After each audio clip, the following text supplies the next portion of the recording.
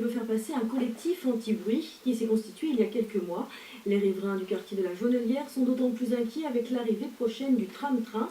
Une table ronde est prévue à la préfecture le 11 mai prochain. Les explications de Virginie Charbonneau et Jean-Pierre Brenuchon. Robert Jouan a acheté sa maison il y a 30 ans. Le terrain proche de l'Erdre était alors entouré d'espaces maraîchers, le périphérique n'existait pas. Mais depuis, tout a changé.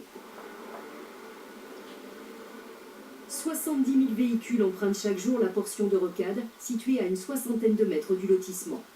Ce qu'on constate depuis 10 ans, c'est que le trafic poids lourd a augmenté d'environ 25% et qu'il y a de plus en plus de voitures sur le périphérique et que la politique aujourd'hui de Nantes Métropole, qui est de désengorger le centre-ville des voitures, fait que les voitures se retrouvent sur le périphérique.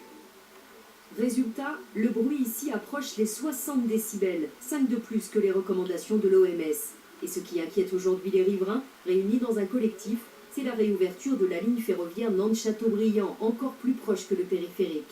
46 trains et 250 tramways vont y circuler chaque jour. Pour Nathalie et Patrice de Pierrois, c'est la nuisance de trop. On dort de moins en moins bien.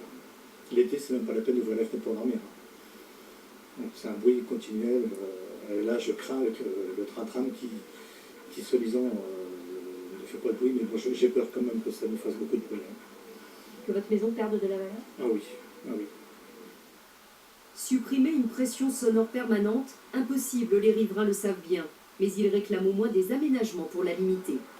Nous ne sommes pas des techniciens, en fait, effectivement. Nous savons simplement qu'il y a la possibilité en fait, de réduire la nuisance sonore en fait, jusqu'à 7 décibels par un mur anti-bruit. Effectivement, les collectivités en fait, ont parfaitement conscience en fait, de cela. Hein. Mais à la région ou à Nantes Métropole, on répond que les équipements choisis sur cette ligne ferroviaire seront moins bruyants qu'un tramway. Aucun mur anti-bruit n'est donc prévu pour l'instant. Les riverains devront donc attendre la mise en service du tram-train dans 1 an pour espérer se faire entendre. On passe au sport avec le